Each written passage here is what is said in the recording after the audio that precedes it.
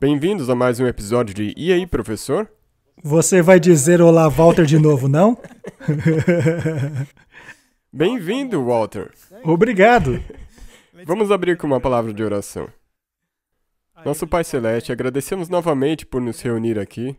Senhor, é tão bom estudar a Tua Palavra e tudo que Tu tem nos mostrado, mas nós precisamos da guia do Espírito Santo. É isso que te pedimos agora. Em nome de Jesus. Amém. Amém. No último programa, falamos sobre a graça. Sobre a graça abundante. Agora, precisamos mostrar o outro lado da história. Mas o outro lado da história precisa estar em harmonia com o primeiro lado da história, não é? Correto. Muito bem. Isso tem causado grande perplexidade ao longo da história. O título deste programa é Mostra-me a tua fé. Naturalmente, esse título é inspirado em Tiago, que diz, mostra-me a tua fé sem obras, que eu lhe mostrarei a minha fé através de obras. Isto está em Tiago 2:18. Mas alguém dirá, você tem fé, eu tenho obras.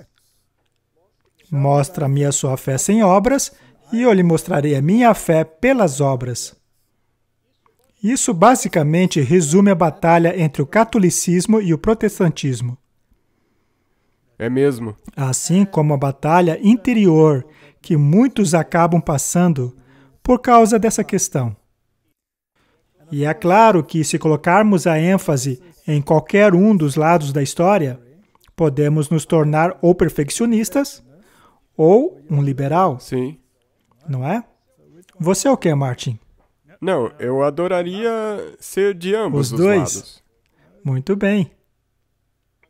A questão em volta da qual o grande conflito gira é Jesus Cristo. Nós vimos isso no episódio Graça Abundante. Então, a diferença entre fé bíblica e todas as religiões do mundo é a centralidade de Cristo e o significado da fé.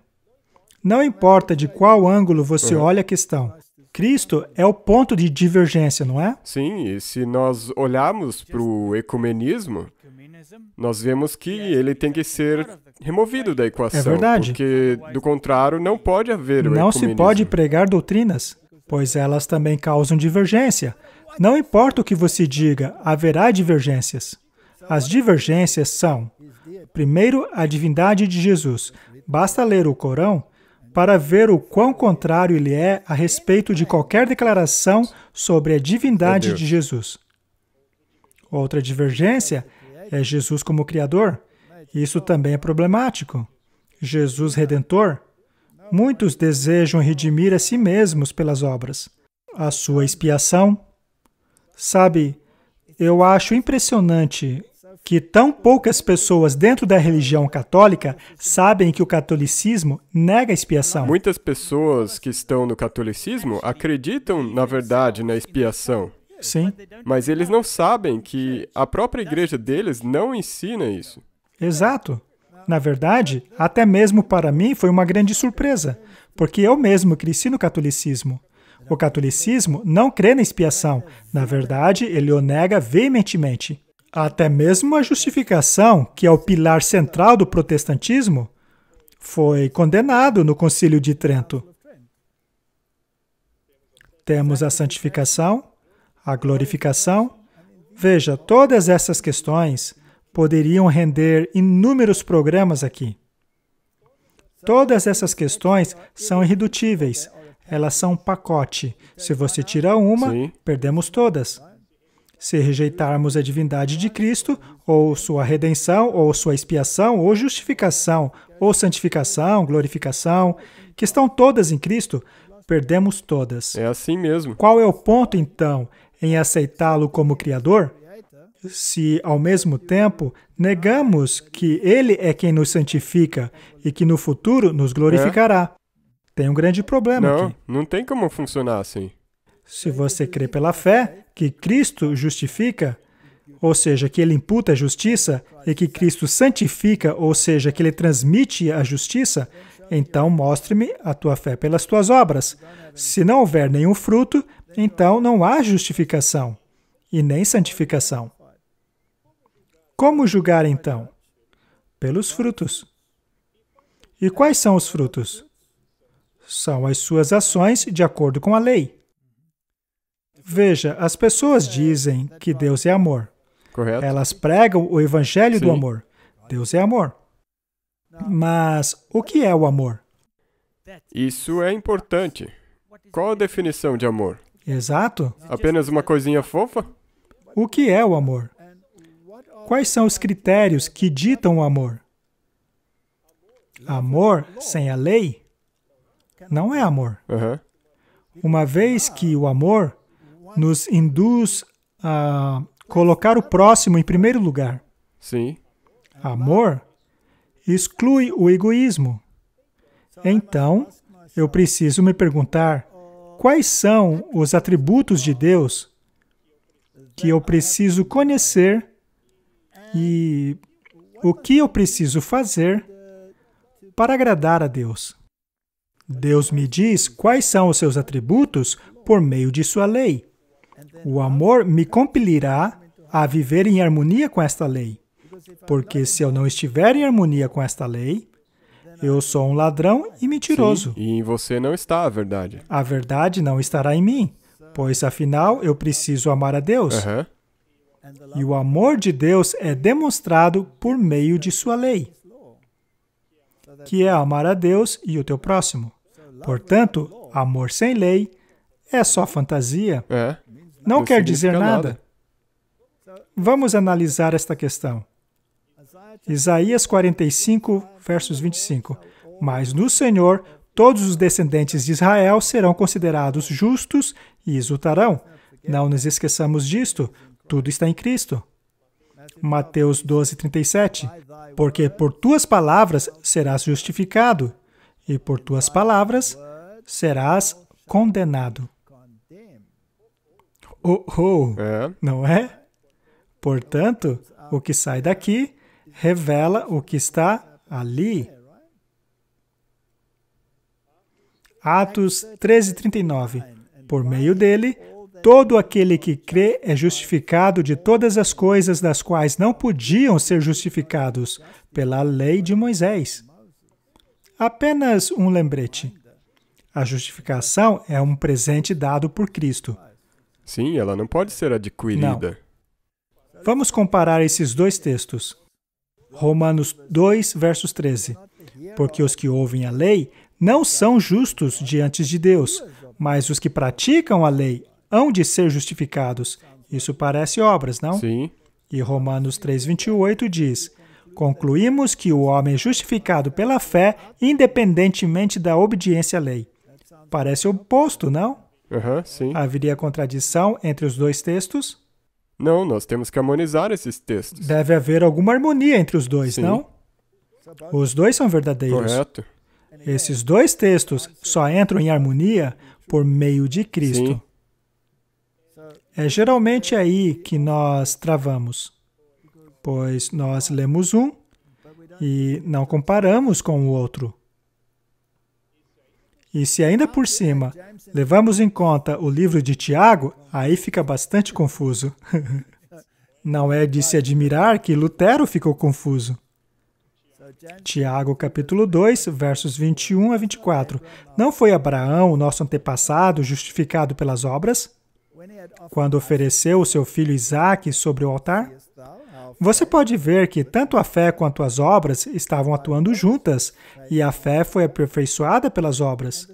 Cumpriu-se assim a escritura que diz: Abraão creu em Deus, e isso lhe foi creditado como justiça. E ele foi chamado amigo de Deus. Vejam que é uma pessoa justificada por obras e não apenas pela fé. Isso parece contrariar aquilo que Paulo disse. Será que é realmente o caso? Será que os textos brigam entre si? Então é como se houvesse um Deus no Velho Testamento e um Deus no Novo Testamento. Mas se você olhar para Tiago, que é no Novo Testamento, ele nega que haja essa diferença entre os dois. Sim. E tanto Paulo quanto Tiago estão no Novo Testamento. Sim, ambos no Novo Testamento. E até parece que os dois estão se contradizendo. Só que não. Eles não podem Eles estar. estão, na verdade, complementando um ao outro. Como podemos saber que Abraão tinha fé? Porque ele agiu de acordo com ela. Sim, dava para ver a fé dele. Sim, era visível. Então, o fato de ele ter demonstrado a sua fé provou que ele Demonstrava que ele tinha tinha fé. fé. É isso o que Tiago está dizendo. Correto? Se a fé não gera nenhum fruto, como sabemos se estamos justificados? Precisa haver uma Se mudança. Abraão não tivesse fé, estaria ele disposto a sacrificar seu filho Isaque? É certo que não, mas ele demonstrou que tinha fé pelo que fez. Algumas pessoas alegam que Deus exigiu algo cruel de Abraão. Mas o que Deus estava fazendo era, por meio de Abraão, nos dar uma demonstração do plano de salvação. E na mesma era que foi pedido que Abraão fizesse isso, na verdade existia realmente pessoas que sacrificavam seus filhos para os É deuses. verdade. Então isso também deve ter sido uma grande luta para Abraão. Com certeza, foi difícil para Abraão. E o local onde a prova de Abraão ocorreu foi no mesmo local da futura crucificação de Jesus. É uma belíssima história. Uma boa árvore precisa de comida e água constante para produzir bons frutos. Da mesma maneira, precisamos constantemente da água viva e da comida sólida da palavra para produzir frutos. Mas ler a Bíblia até explodir a cabeça não significa que você vai Não. mudar. Quem provê a água e o alimento? Deus. Muito bem. Nós alimentamos e regamos a árvore, mas suas raízes precisam absorver o alimento para se beneficiar. Nós temos o livre-arbítrio, podemos rejeitar aquilo. Exatamente. Quem, então, nos provê o alimento e bebida espiritual que precisamos para crescer espiritualmente e produzir bons frutos? Deus. Deus provê, mas precisamos absorver para sermos beneficiados? O que é que demonstra que nós absorvemos esse alimento? Como sabemos que absorvemos e assimilamos? É através do crescimento espiritual e do bom fruto produzido. Sim. Se não houver fruto na árvore, não valeu de é nada. sinal que não funcionou. Não fez diferença. Nós precisamos considerar essas coisas. E de que tipo de fé precisamos? Gálatas 2,16 diz: sabemos que ninguém é justificado pela prática da lei, mas mediante a fé de Jesus Cristo. Isso nos coloca a um nível acima da fé de Abraão, não é? Assim, nós também cremos em Cristo Jesus para sermos justificados pela fé de Cristo. Perceba que nós salientamos as palavras em e de Cristo. Essas palavrinhas fazem uma grande diferença. Nas traduções modernas, isto se perdeu. Correto. É totalmente diferente ter a fé em Jesus ou a fé de Jesus. Sim. Porque se você tiver a fé em Jesus, então você está no Exato. nível humano. Se você tiver a fé de Jesus, você tem que lutar o tempo inteiro para chegar lá, porque é o nível É um dele. nível muito maior. Infelizmente, todas essas nuances foram perdidas nas traduções modernas. Sabendo que ninguém é justificado pela prática da lei, mas pela fé de Jesus Cristo, é um nível superior. Assim, nós também cremos em Cristo. Disto eu sou capaz, para que assim sejamos justificados pela fé de Cristo. E não pela prática da lei, porque pela prática da lei ninguém será justificado. O nível é tão elevado que não posso atingi-lo em minha capacidade humana, apenas dentro da minha esfera. Mas e quanto à glorificação? O que a planta necessita para crescer e amadurecer? Precisa da chuva temporã e a serôdia. Todos, em seu processo de conversão, passam pelo processo da chuva temporã e da chuva serôdia. A chuva serôdia faz com que a planta amadureça. A chuva temporã capacita a planta a produzir frutos.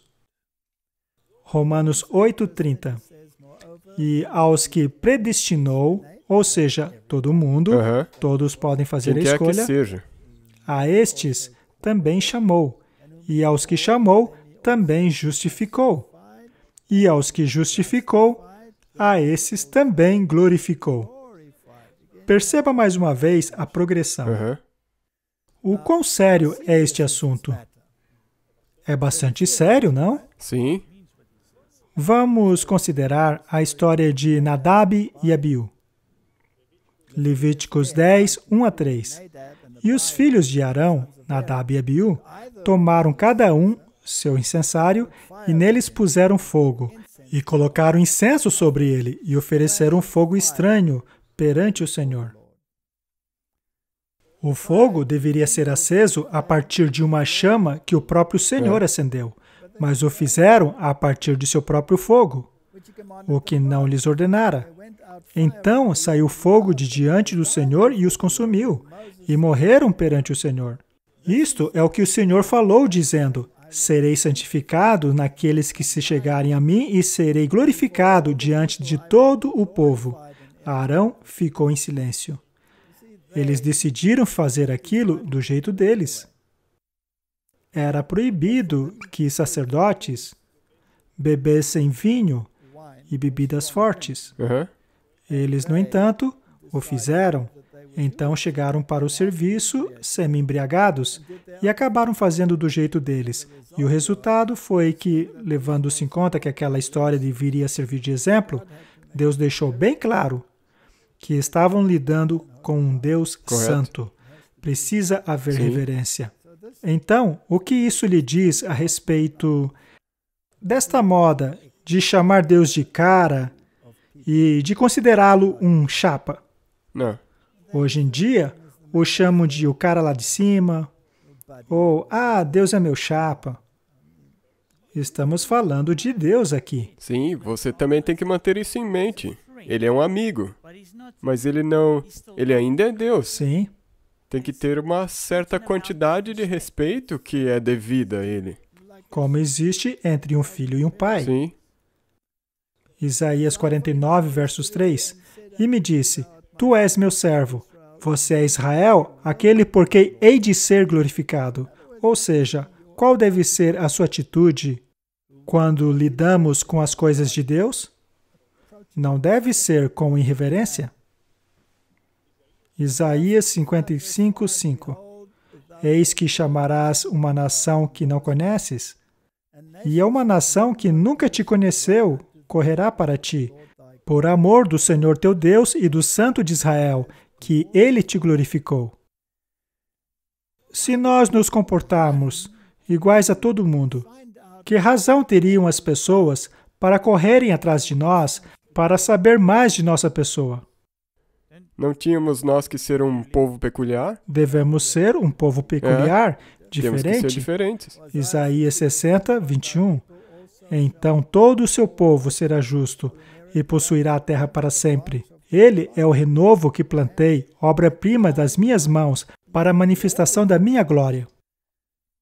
Se formos iguais às nações ao nosso redor, não glorificamos a Deus. Precisa haver diferença, precisa haver frutos. Também me vem à mente que em Coríntios está escrito: portanto, quer comais, quer bebais ou façais outra qualquer coisa, fazei tudo para a glória de Exato. Deus. Ele é a ressurreição e a vida. Vamos ler essa pequena história sobre Jesus ressuscitando o filho de uma viúva. Está ali em Lucas 7. E aconteceu que Jesus foi a uma cidade chamada Naim, e com ele iam os discípulos e uma grande multidão. E eis que, quando chegou perto da porta da cidade, eis que levavam um homem morto, filho único de sua mãe, que era viúva. E com ela ia uma grande multidão da cidade. Quando a viu, o Senhor moveu-se de íntima compaixão por ela e disse-lhe: não chores. Há muito mais nessa história do que podemos ver superficialmente. Na história temos esta viúva que tinha apenas um filho. Ele era o sustento dela. Sem ele, ela não tinha nada. E chegando-se, tocou o esquife, e os que carregavam pararam. E Jesus disse, jovem, a ti eu te digo, levanta-te. E o defunto sentou-se e começou a falar. E o entregou à sua mãe. E o temor se apoderou de todos. Esse temor quer dizer que estavam com medo ou estavam impressionados? Sim, eles ficaram amedrontados, na verdade chocados. Aham. Eles estavam perplexos, não é? E glorificaram a Deus. E o que fizeram então? Glorificaram a Deus. Dizendo, um grande profeta se levantou entre nós. E Deus visitou o seu povo. E correu dele essa fama por toda a Judéia e por toda a terra circunvizinha. Ou seja, quando entramos em contato com Deus, que possui o poder de ressuscitar até mesmo os mortos, e fazendo uma aplicação espiritual, os mortos espiritualmente também podem ser ressuscitados. Mas, e quanto a Lázaro? Ele glorificou a Deus por causa da sua ressurreição? É claro que sim. Com certeza. Por acaso as irmãs deles glorificaram a Deus por sua ressurreição? E isso o tornou orgulhoso ou o tornou mais humilde? Humilde. Mas será que todo mundo glorificou a Deus por causa da ressurreição de Lázaro? Não, não mesmo. Jesus até mesmo disse aos fariseus, mesmo que alguém ressuscite dos mortos, vocês não acreditariam. Exatamente, eles não criam nisso. Eles até queriam matá-lo. É impressionante. Sempre há dois lados. Há os que creem e há os que negam. E quanto à mulher com o espírito de enfermidade? Está lá em Lucas 13. E ensinava no sábado, numa das sinagogas. E eis que estava ali uma mulher que tinha um espírito de enfermidade. Havia 18 anos. Ela andava curvada e não podia de modo algum endireitar-se. E vendo a Jesus, chamou a si e disse-lhe, mulher, estás livre da tua enfermidade. E pôs as mãos sobre ela, e logo ela se endireitou, e passou a glorificar a Deus. É a mesma coisa. Mulher também é um símbolo de igreja. Nós também precisamos ser endireitados, pois todos nós somos tortos. Mas ela glorificou a Deus. Ou seja, quando você é endireitado, espiritualmente falando, precisa glorificar a Deus. Ou seja, nós honramos, nós damos respeito a Ele. E como isso se manifesta na sua vida diária? Os seus frutos que vão mostrar isso. Isso mesmo. Então, o dirigente da sinagoga disse indignado. Sempre tem um desses. Porque Jesus a havia curado no sábado. O dirigente disse, existem 6 dias para se trabalhar. Vinde para ser descurados nesse e não no dia de sábado. Veja, quando possuímos uma disposição legalista sim. E excluímos o elemento da graça e compaixão e bondade e preocupação com os outros, não temos o Evangelho. Não. E daí você entende totalmente errado do que se trata o sábado. E é por isso que Jesus amaldiçoou a figueira. Ela tinha folhas presunçosas, mas não tinha fruto. E ela deveria ter frutos, pois a figueira produz frutos antes das folhas. Vejamos também aquele que foi curado de sua lepra. Apenas um entre 10 voltou. Lucas 17:15. E um deles, vendo que estava curado, voltou glorificando a Deus em alta voz. Quantos deram fruto? Só um deles. Esse aí. O que aconteceu com os outros 9? Eles foram como as figueiras. Eles eram figueiras. João 15:8. Nisto é glorificado meu Pai, que deis muito fruto, e assim sereis meus discípulos. Se não damos frutos, não passamos de usuários. Sim. Havia 9 usuários, mas apenas um que glorificou Deus.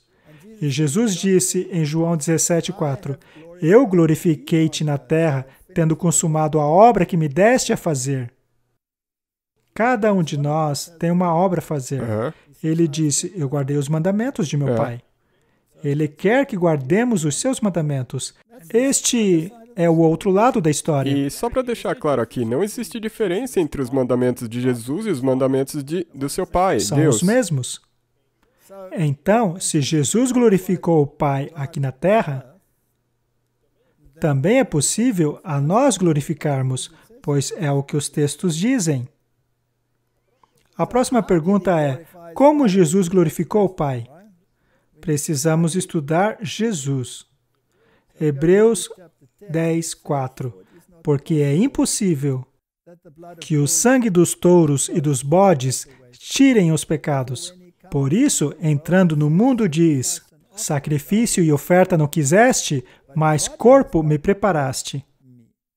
Holocaustos e oblações pelo pecado não te agradaram. Então disse, eis aqui venho. No princípio está escrito de mim, para fazer, ó Deus, a tua vontade. Como então glorificamos Deus? Fazendo a vontade dele. Será que glorificamos a Deus com um monte de rituais e sacrifícios? Não. Ou então indo para a igreja todas as semanas e sentando ali no banco, será isso o suficiente? Se isso não vier de uma convicção interna, não quer então dizer não significa nada. Muitas pessoas vão à igreja apenas para agradar a sociedade.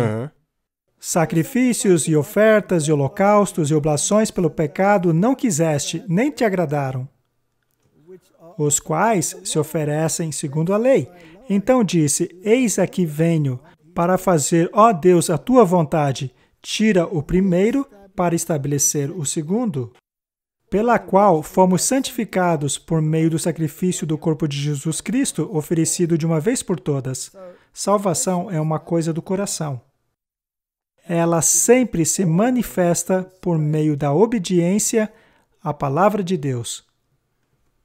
E isso de tirar o primeiro para estabelecer o segundo é sobre o sistema sacrificial. O sistema sacrificial, que aponta para uma realidade maior.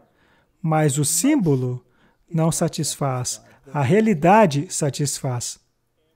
É muito interessante o termo eis que virei. Ele é utilizado no modo imperativo, ou seja, para colocar força por trás do verso. O termo ocorre 5 vezes na Bíblia. Vemos em Êxodos 19:9, e disse o Senhor a Moisés, eis que eu virei a ti numa nuvem espessa, para que o povo ouça, falando eu contigo, e para que também te creiam eternamente. Porque Moisés tinha anunciado as palavras do seu povo ao Senhor, houve aquela manifestação de poder. Também ocorre nos Salmos 40, verso 7. Eis aqui venho, no rolo do livro está escrito de mim, como visto no livro de Hebreus. Também está lá em Zacarias. Exulta e alegra-te, ó filho de Sião, porque eis que venho e habitarei no meio de ti, diz o Senhor. Isto é uma proclamação. É como pegar um trompete e proclamar que Deus irá de se tornar unha e carne com a humanidade. É incrível. Sim. Está lá também em Hebreus 7. Eis aqui venho para fazer a tua vontade, ó Deus. E também no verso 9, então disse, eis aqui venho para fazer, ó Deus, a tua vontade. Estas são as 5 vezes em que esse termo aparece na Bíblia, e todas as vezes está associado com a lei. O primeiro foi lá no Sinai, não é? Sim. A grande pergunta é, o nosso trabalho hoje é semelhante àquele? Vejamos a experiência de Paulo como perseguidor do povo de Deus quando foi transformado por sua graça. Ele era um perseguidor. Ele estava fazendo uma coisa, mas aí ele mudou e passou a fazer outra completamente oposta. Totalmente o oposto. Gálatas 1, verso 21 a 24. Depois foi para as partes da Síria e da Cilícia, e não era conhecido de vista das igrejas da Judéia, que estavam em Cristo. Eles apenas tinham ouvido dizer, aquele que já nos perseguiu anuncia agora a fé e antes destruía. E eles glorificavam a Deus a respeito de mim. O que isso quer dizer? Eles ficaram felizes que este cara mudou o seu caminho. Sim. E eles glorificaram a Deus. Alguns não acreditavam. Eles não glorificavam a Deus. Mas quando eles viram a realidade, aí eles passaram a glorificar. Então, quando Deus disse a Ananias que ele deveria ir até Paulo, ele ficou tipo, não, peraí, alguma coisa está errada aqui. Ele não ficou nem um pouco feliz. Ele não glorificou Deus. Não naquele momento. Mas depois disso, ele glorificou. Mas qual foi a prova da mudança? O fruto. O fruto do arrependimento. Paulo já não era a mesma pessoa. Ele havia mudado. Ele era o oposto do que era antes. E como eles glorificaram? Eles naturalmente viram a transformação e se alegraram. O inimigo havia se tornado um querido amigo. E é assim que deve acontecer conosco. Segundo Tessalonicenses 1, verso 10. Quando vier para ser glorificado nos seus santos e para se fazer admirável naquele dia em todos os que creem, porquanto o nosso testemunho foi crido entre vós. Como é então que Deus é glorificado? Em seus santos. As pessoas precisam ver isso e então reagir de acordo. Segundo Tessalonicenses 3:1, no demais, irmãos, rogai por nós, para que a palavra do Senhor tenha livre curso e seja glorificada, como também o é entre vós. Esta glorificação é uma alegria, Sim. é um louvor que ascende até o trono de Deus, por causa de uma mudança que ocorreu. Alguém que tenha sido curado, alguém que tenha sido ressuscitado, alguém que estava espiritualmente morto e foi ressuscitado espiritualmente. E isso precisa dar frutos. Então, não é bom quando as pessoas entram em nossa igreja e não veem diferença nenhuma entre nós e o mundo. Você concorda? Com certeza. O que foi que convenceu a rainha de Sabá? Salomão foi o homem mais sábio que já viveu. Mas que tristeza que o homem mais sábio que já viveu tenha vivido como o homem mais tolo que já viveu, não é? Sim. Dizem por aí que tudo fica bem quando termina bem, mas não caia nessa. É melhor dizer tudo está bem quando continua bem. Pelo menos a conclusão dele estava correta, quando ele disse, a conclusão de tudo é esta, tema a Deus e guarde os seus mandamentos, pois este é o dever de todo homem. Quando a rainha de Sabá veio, por ouvir da sabedoria de Salomão, foi isso que a convenceu? Não. Não. Foi quando ela viu o templo. Exatamente. Quando ela viu a disposição dos assentos, até mesmo a dos servos dele. Afinal, que rei permite que seu servo se sente ao lado dele? Isso era inacreditável. Não, eles tinham que ser. Quando ela viu a maneira como eles se vestiam, quando ela viu a comida que era servida, e esse ponto é interessante, foi então que ela acabou se convencendo. E cada pergunta que ela fez a ele, ele foi capaz de responder baseado nas Escrituras. Você não tem uma história também de uma pessoa que veio te visitar para ver se você praticava as coisas que você pregava? Sim, houve um homem. Ele veio nos visitar para ver se realmente comíamos aquilo que pregávamos, para ver se éramos diferentes dos outros. E ele acabou se tornando um evangelista. Então, é crucial que vivamos aquilo que pregamos. Não se pode pregar a mensagem da saúde e não vivê-la. Não. As pessoas percebem isso. Quando então as pessoas vêm às nossas igrejas e veem café e produtos animais e não veem diferença nenhuma, que exemplo estamos dando às pessoas? Paulo diz em 2 Coríntios, examinai-vos a vós mesmos, se permaneceis na fé, provai-vos a vós mesmos. Sabe, é uma coisa boa sentar e fazer uma alta reflexão. Será que estou fazendo tal coisa corretamente? O que devo fazer se me faltar sabedoria? Você vai até a palavra. Ir à palavra e pedi-la a Deus. Ou não sabeis, quanto a vós mesmos, que Jesus Cristo está em vós, se não é que já estáis reprovado. Ou seja, se você está reprovado, ele não está em você. Não foi o que lhe disse? É. Mas eu espero que entendereis que nós não somos reprovados. Eu rogo a Deus que não façais mal algum.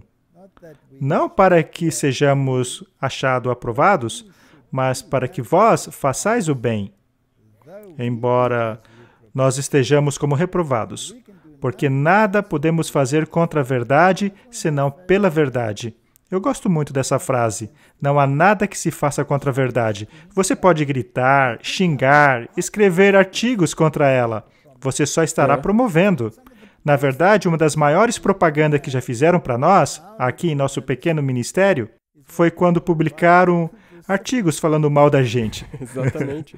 Eles acabaram nos dando publicidade. A publicidade. Isso foi incrível, foi realmente muito bom. Não se faz nada contra a verdade. Wesley escreveu com relação ao verso 5. Provai a você mesmo se você pode ou não suportar a prova.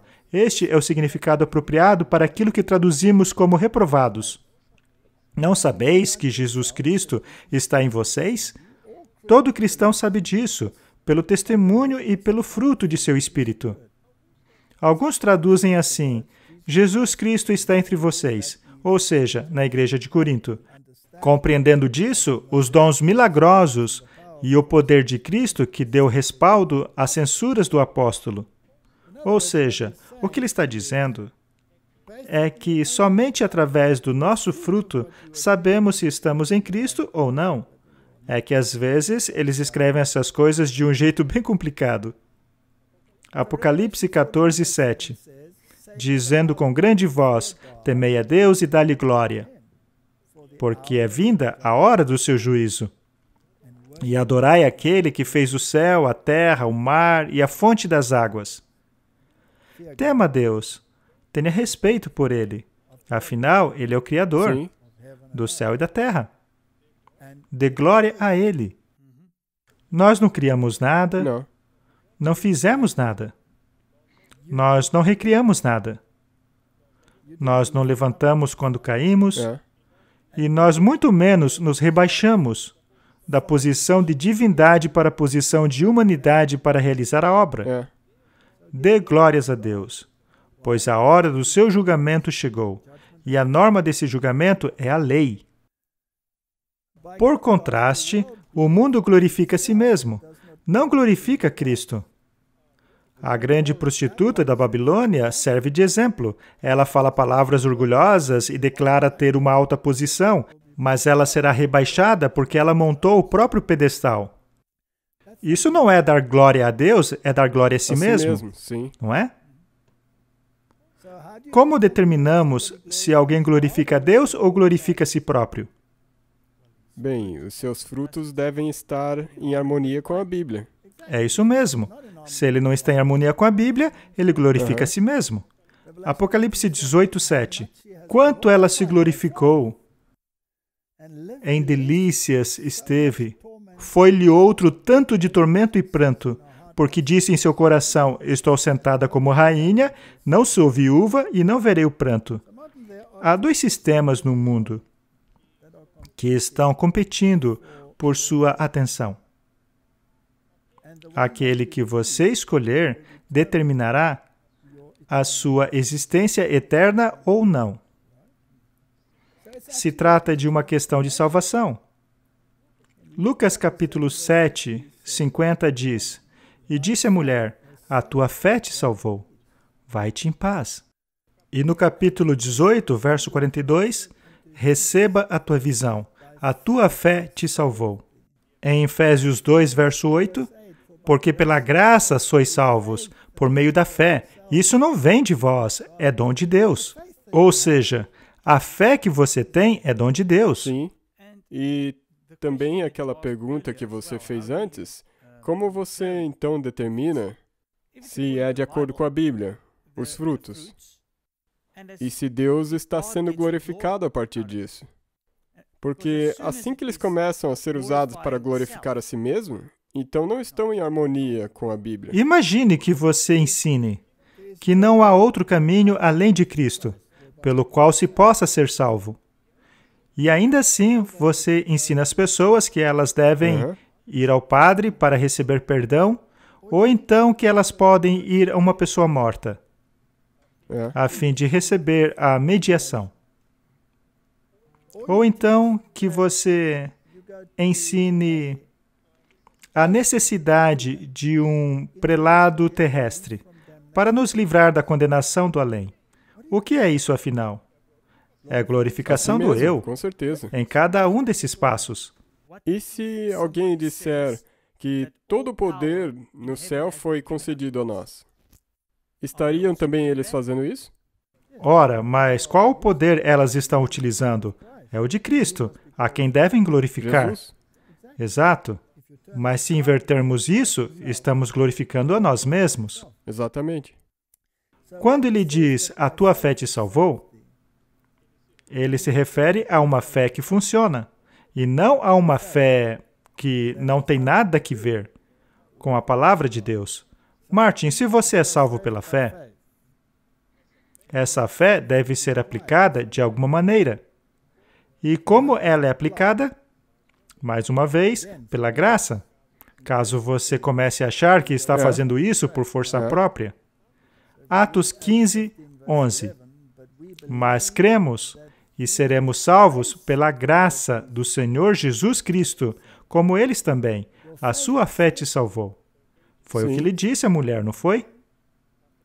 Através da glória do Senhor Jesus Cristo, nós seremos salvos. A fé precisa ser aplicada pela graça. Efésios 2, verso 5. Estando nós ainda mortos em nossas ofensas, nos vivificou juntamente com Cristo. Pela graça sois salvos. Versos 8. Porque pela graça sois salvos por meio da fé, e isso não vem de vós, é dom de Deus. E 2 Timóteo, capítulo 1, 9. Que nos chamou e chamou com uma santa vocação, não segundo as vossas obras, mas segundo o seu próprio propósito e graça, que nos foi dada em Cristo Jesus antes dos tempos dos séculos. Veja, até mesmo ali. Então, apesar de ser necessário haver obras, não se pode excluir a fé e a graça. Não.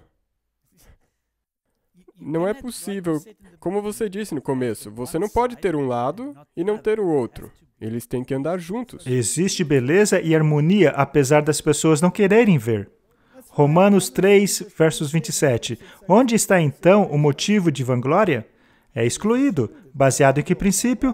O da obediência à lei? Não, mas no princípio da fé. Isto elimina a chance de qualquer tipo de legalismo. Não podemos nem mesmo nos vangloriar no fato de estarmos fazendo coisas corretas, porque até mesmo isso é somente pela graça. Sim. Descrição perfeita. E se você não fizer, isto é evidência de que você não recebeu graça. Sim. Por causa da sua teimosia. Sim. Não é culpa de Deus. Não é porque você tem a graça que você não pode fazer. Se você não faz, você está mostrando que não tem a graça. Exato. Ele provê a você. Exatamente. A pergunta é, você vai pegá-la ou não? E eu gosto da maneira que Paulo colocou a lei da fé.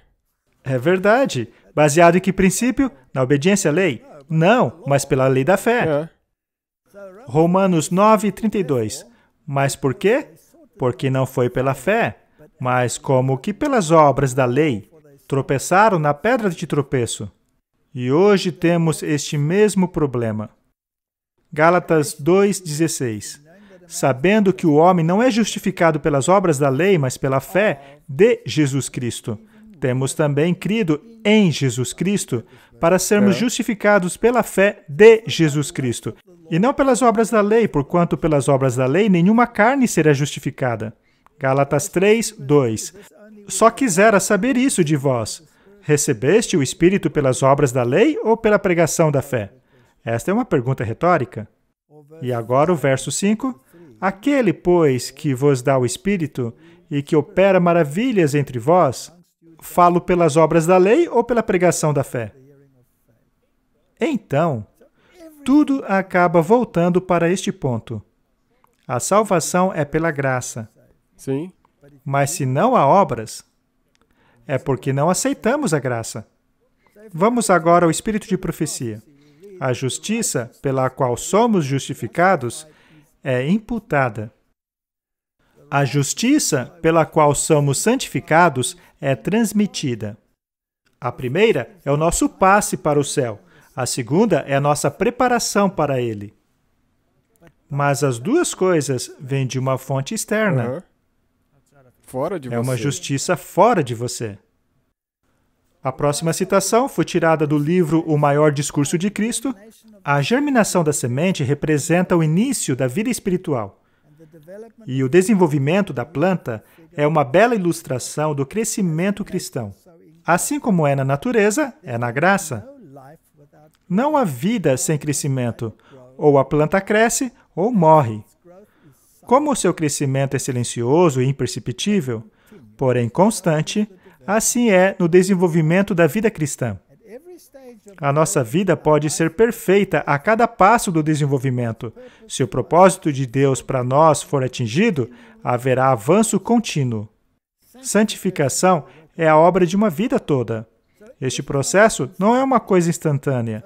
Portanto, eu não posso esperar que um bebê recém-nascido caminhe sozinho perfeitamente.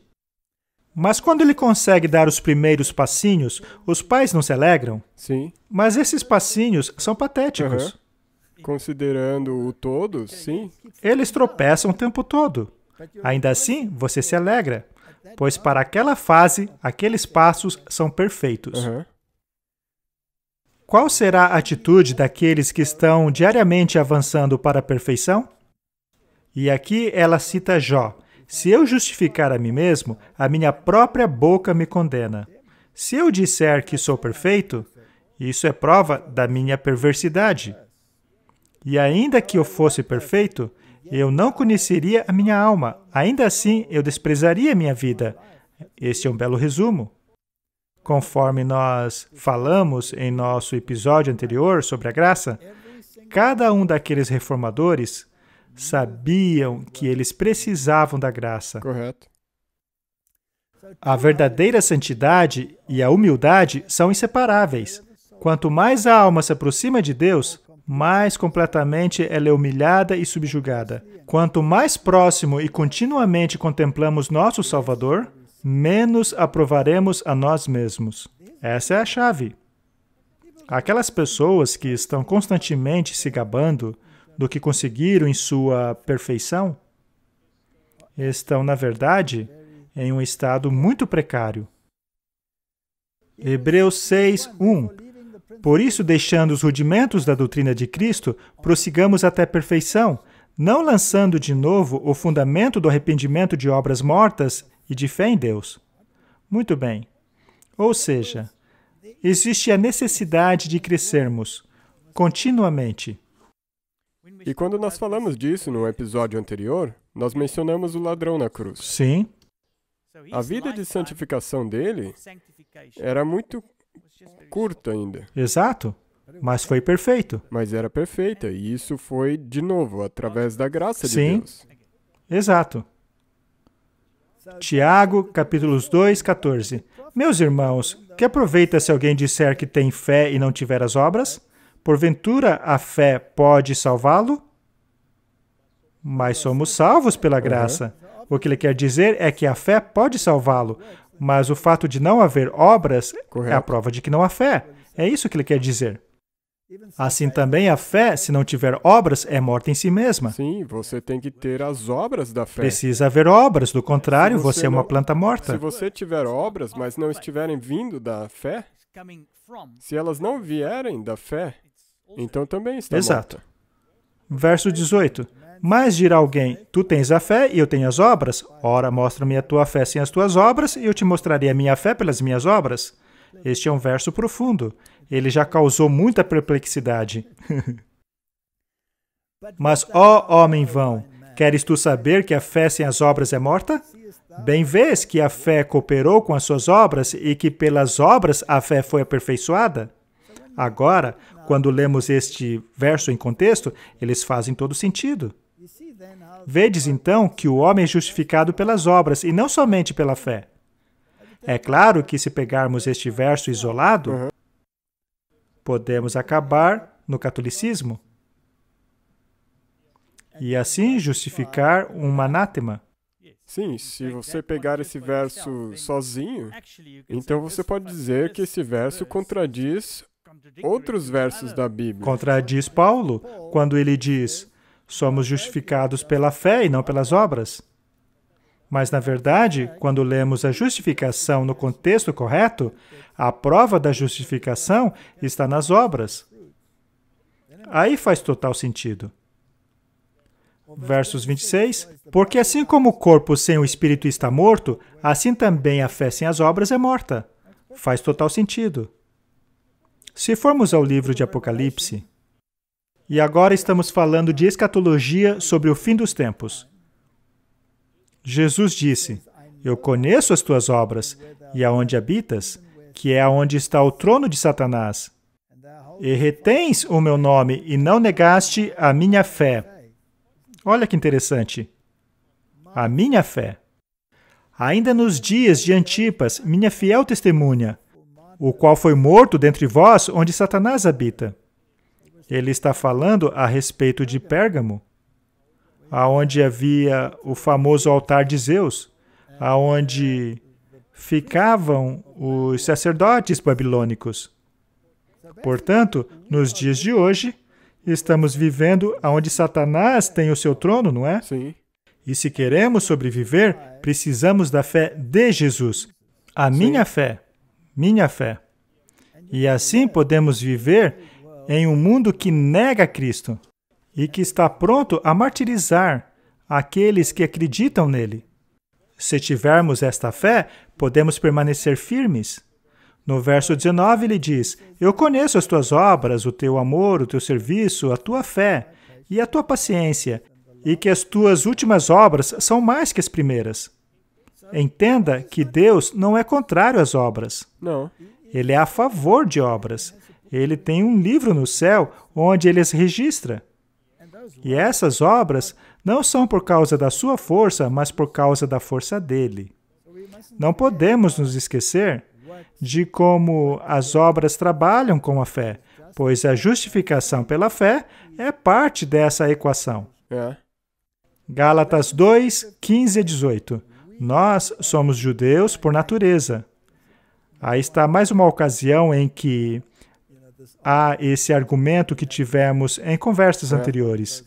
Este é mais um exemplo em que ele se refere a cristãos como judeus. Sim, ele está, na verdade, espiritualizando a palavra. Pois é, ele está se dirigindo aos Gálatas, não àqueles em Jerusalém. E ainda assim, ele os chama de judeus por natureza, e não pecadores dentre os gentios, sabendo que o homem não é justificado pelas obras da lei, mas pela fé de Jesus Cristo. Temos também crido em Jesus Cristo. Nós já lemos este verso antes. É apenas para reforçar. Para sermos justificados pela fé de Cristo, e não pelas obras da lei. E aí ele diz: mas, se nós que procuramos ser justificados em Cristo, nós mesmos também somos achados pecadores.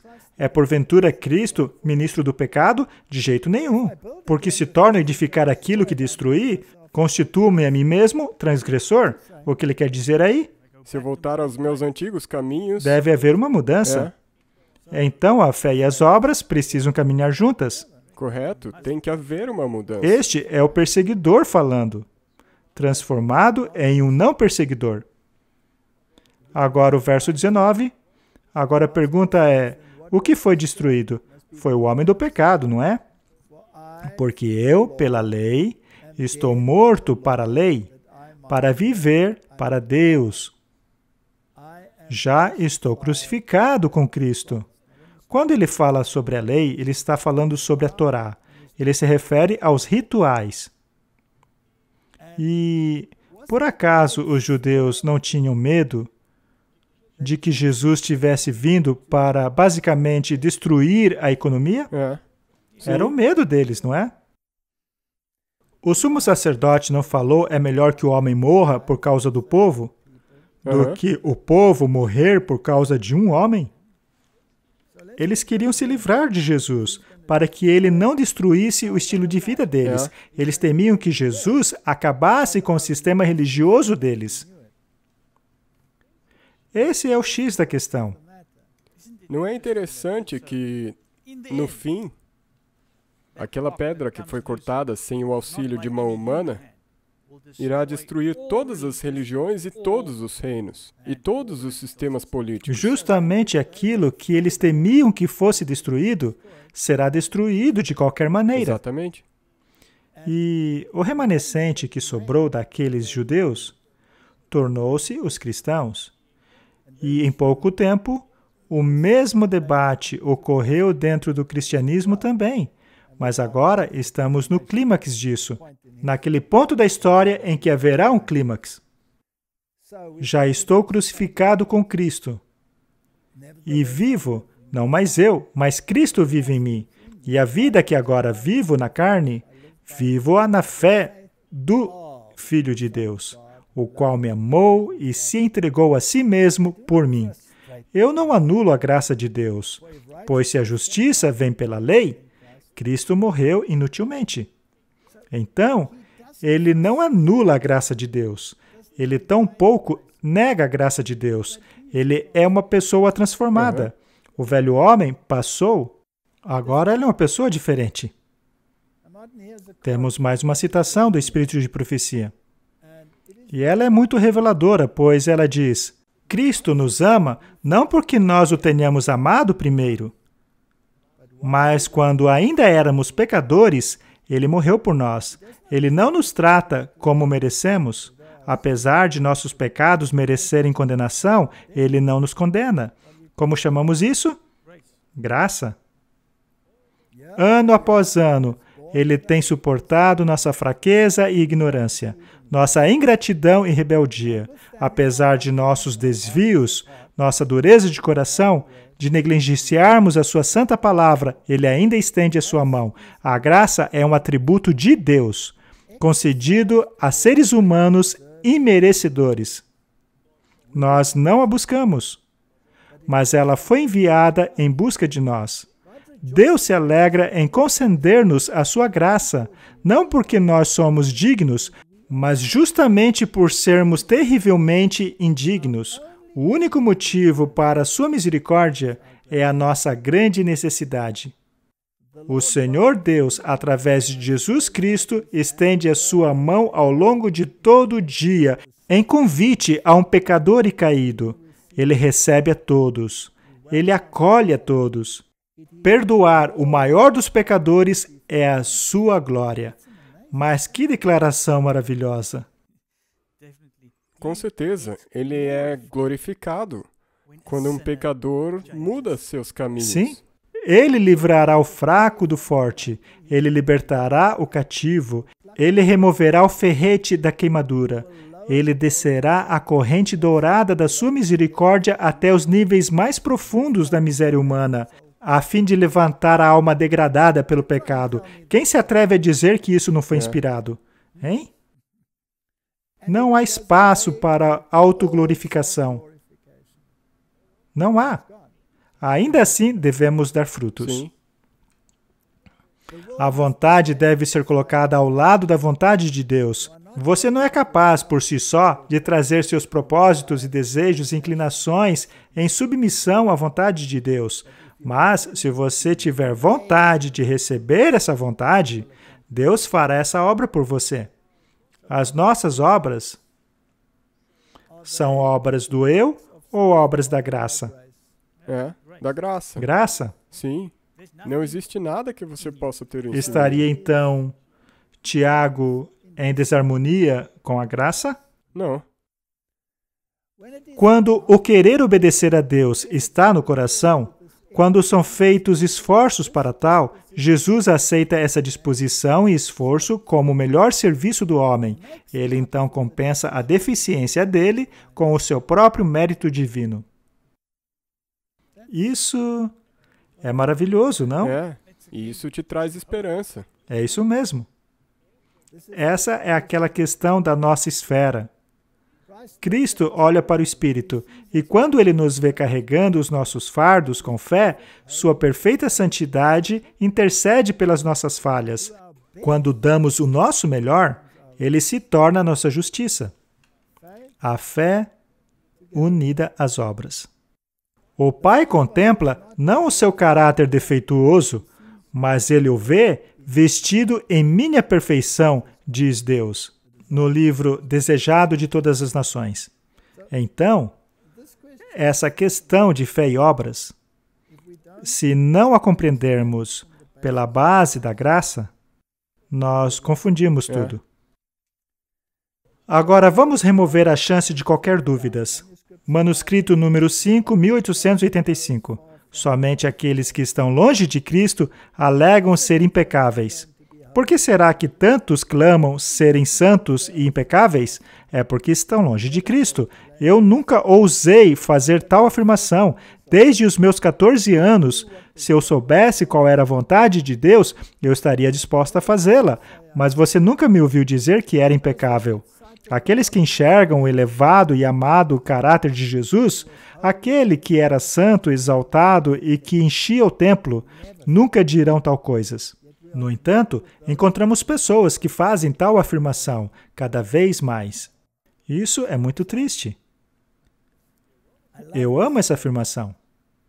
Nada é aparentemente mais indefeso e ainda assim mais invencível do que a alma que sente a sua insignificância e depende inteiramente nos méritos do Salvador, através da oração, do estudo da sua palavra, pela fé em sua presença.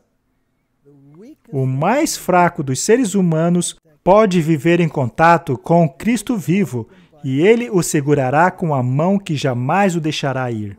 Esta é uma das declarações mais lindas do espírito de profecia.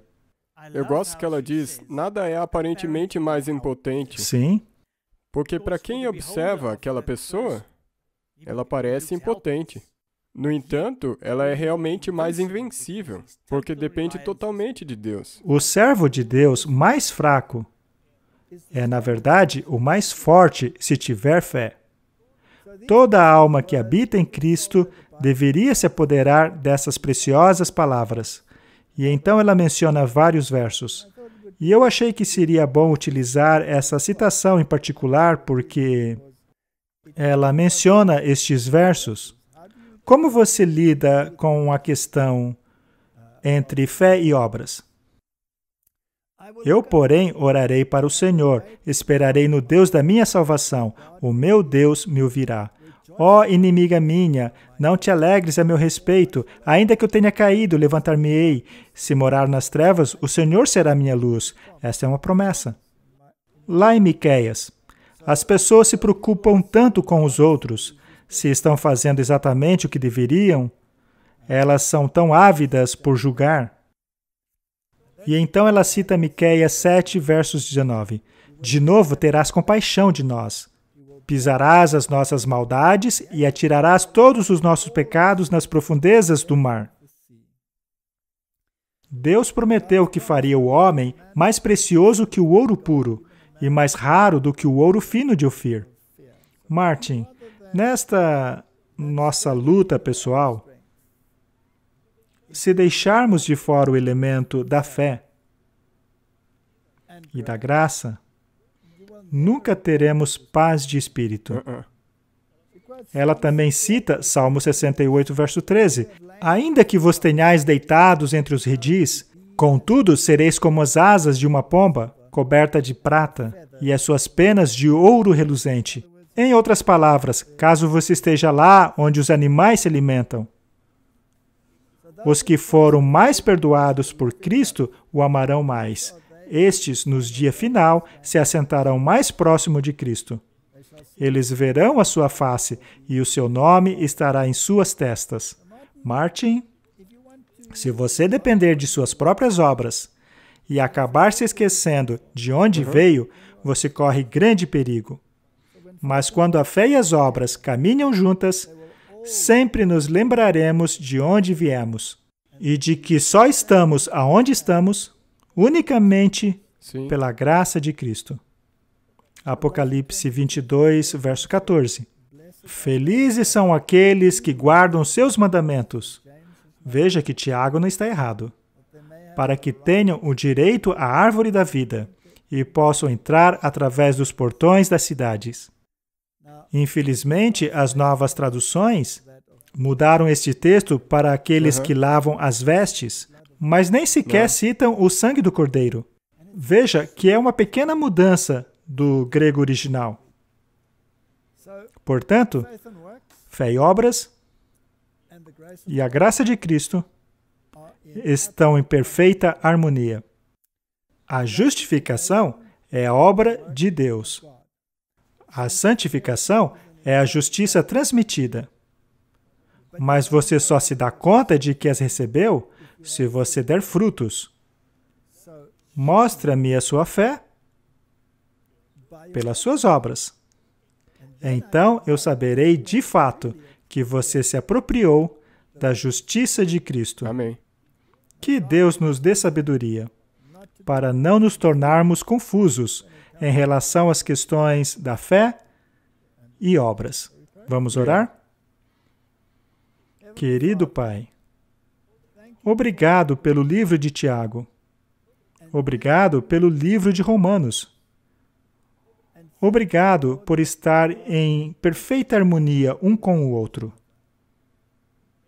Eu oro, Senhor, para que sempre possamos depender da fé de Jesus para termos acesso ao mar de vidro. Eu peço em nome de Jesus. Amém. Amém.